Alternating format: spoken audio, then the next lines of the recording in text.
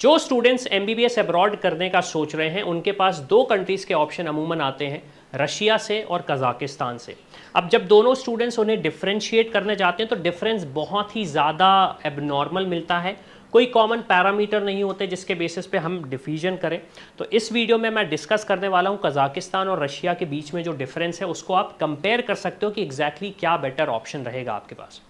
सबसे पहली चीज़ हम डिस्कस करेंगे एनएमसी गाइडलाइंस को, क्योंकि अगर एनएमसी गाइडलाइंस फॉलो नहीं होती हैं तो रशिया या कज़ाकिस्तान में हमें पढ़ाई करने का कोई सेंस ही नहीं बनता है। एक बड़ा सिंपल सा रूल है। तो यस, रशिया एनएमसी गाइडलाइंस को फॉलो करते हैं कॉलेजेस, और कज़ाकिस्तान के भी कॉलेजेस एनएमसी गाइडलाइन को फॉलो करते हैं। एनएमसी गाइडलाइन क्या होती है? एनएमसी ये डिसाइड करती है कि जो आप वहाँ पे जाके पढ़ाई करेंगे वो इंडियन स्टैंडर्ड से मैच कर पा रही है या नहीं, अदरवाइज़ कोई सेंस ही नहीं है आपके वहाँ पे पढ़ाई करने का। और जब आप वापस आओगे तो एक जो सबसे बड़ा क्वेश्चन ये रहता है कि क्या हमें लाइसेंस मिल पाएगा या नहीं मिल पाएगा, ये भी वही डिसाइड करती है। अब दूसरी चीज़ है, एनएमसी गाइडलाइन फॉलो तो होती है, लेकिन ये जो लाइसेंस टू प्रैक्टिस है जो कि हमें उस कंट्री में चाहिए, उसकी क्या सिचुएशन है। तो both Russia and Kazakhstan licence to practise आपको मिलता है, तो आप वहाँ पे इक्विवेलेंट डॉक्टर बन जाते हो जैसे कि जो नॉर्मल स्टूडेंट्स हैं वहाँ के। दूसरा क्वेश्चन ये आता है कि क्या टफ़ होता है एग्ज़ाम, तो यस, एग्ज़ाम तो टफ़ होता है। सेम चीज़ रशिया में भी टफ़ होती है, कज़ाकिस्तान में भी डिफरेंस होती है। एक छोटा सा जो डिफरेंस आता है लाइसेंस एग्ज़ाम में वो ये है कि रशिया में जो लाइसेंस एग्ज़ाम होता है वो रशियन लैंग्वेज में होता है। कज़ाकिस्तान में जो लाइसेंस एग्ज़ाम होता है वो आपकी लैंग्वेज होती है कज़ाक, इंग्लिश और रशियन लैंग्वेज में। तो आपके पास एक एडवांटेज ये आ जाता है कि आपको कोई सेपरेट लैंग्वेज नहीं सीखनी just to pass the exam. Exam को पास करने के लिए आपको सिर्फ एक नई लैंग्वेज नहीं सीखनी, जो लैंग्वेज आपको आती है इंग्लिश, इसके बेसिस पे भी आपका लाइसेंस एग्ज़ाम हो जाएगा।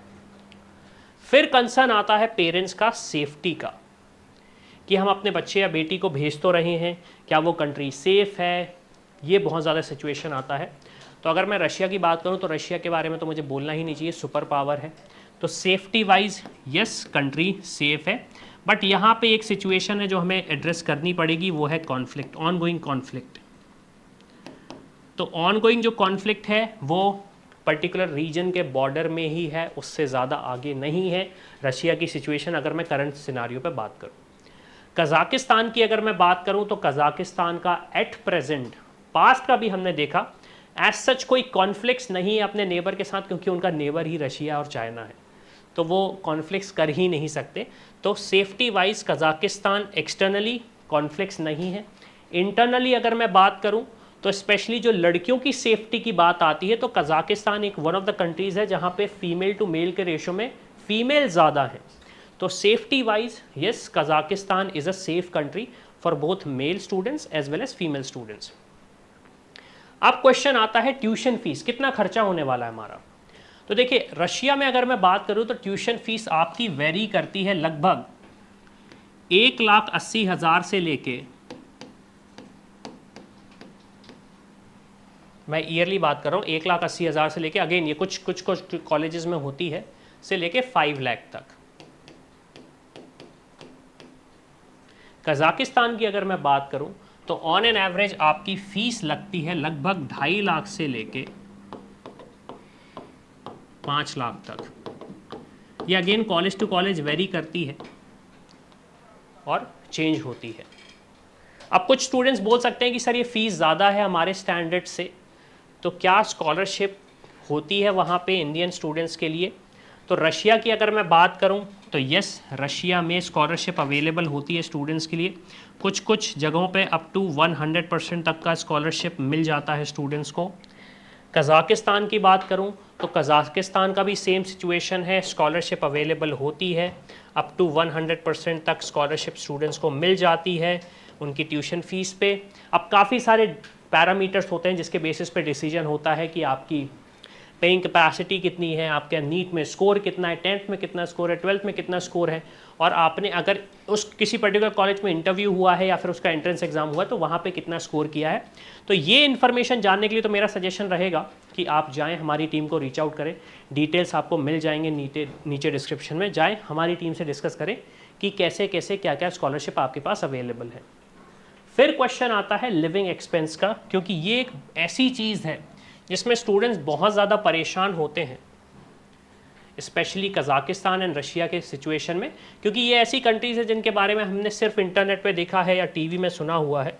तो लिविंग एक्सपेंसेस की अगर मैं बात करूं तो रशिया थोड़ा सा कॉस्टली एंड पे आता है। आप एवरेज मानेंगे तो अराउंड 5000 से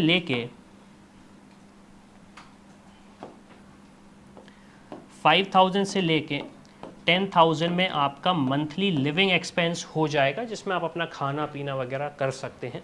और अगेन काफ़ी सारे स्टूडेंट्स को तो हॉस्टल मिल जाता है, तो हॉस्टल में ही सारी चीज़ें हो जाती, लेकिन अगर आप लिविंग एक्सपेंस की बात करें तो पर मंथ आपको 5 to 10,000 रुपीज़ पे करने पड़ सकते हैं। कज़ाकिस्तान की अगर आप मेन कैपिटल अलमाटी में है तो वहाँ पे थोड़ी सी लिविंग कॉस्ट ज़्यादा होगी, लेकिन अगर आप दूसरे शहर में हैं या फिर आप थोड़ा सा दूर हैं वहाँ से, तो आपके जो लिविंग एक्सपेंस हैं वो 3,000 से लेके 7,000 में भी पूरे हो जाएंगे। और ये स्टूडेंट टू स्टूडेंट भी वेरी करता है, लेकिन अगर आप बहुत कम से कम करने की कोशिश करो तो ये सिचुएशन आपकी लिविंग एक्सपेंसेस की रहेगी। अब हुआ फ्लाइट टिकट का सिचुएशन या फिर वहाँ पे वीज़ा रिन्यूअल का सिचुएशन हुआ, तो दोनों कंट्रीज़ की फ़्लाइट अगर मैं बात करूँ ऑन एन एवरेज 20,000 की रहती है, वीज़ा रिन्यूअल के charges around 25,000 on an average रहते हैं। तो ये सिचुएशन है दोनों कंट्रीज़ का, रशिया का और कज़ाकिस्तान का। नेक्स्ट किन कंट्रीज़ का कंपैरिजन चाह रहे हो, प्लीज़ सबसे पहले तो मुझे कमेंट करके बताइए। दूसरा, चैनल को सब्सक्राइब कर लीजिए। और तीसरा, स्कॉलरशिप के बारे में जानना चाहते हो या फिर जानना चाहते हो कि आपकी जो रैंक है, आपका जो स्कोर है, उसमें भी क्या इंडिया में ऑप्शंस ओपन है, तो अगेन हमारी टीम को रीच आउट करो, डिस्कस करो, समझो क्या हो सकता है आपकी सिचुएशन में आपके लिए। तो इसी के साथ मैं हूँ अविनाश, मेरा काम है रास्ता दिखाना, उस पर चल के डॉक्टर बनना। I hope you like this video. For more such videos, keep watching our channel and do not forget to like, share and subscribe.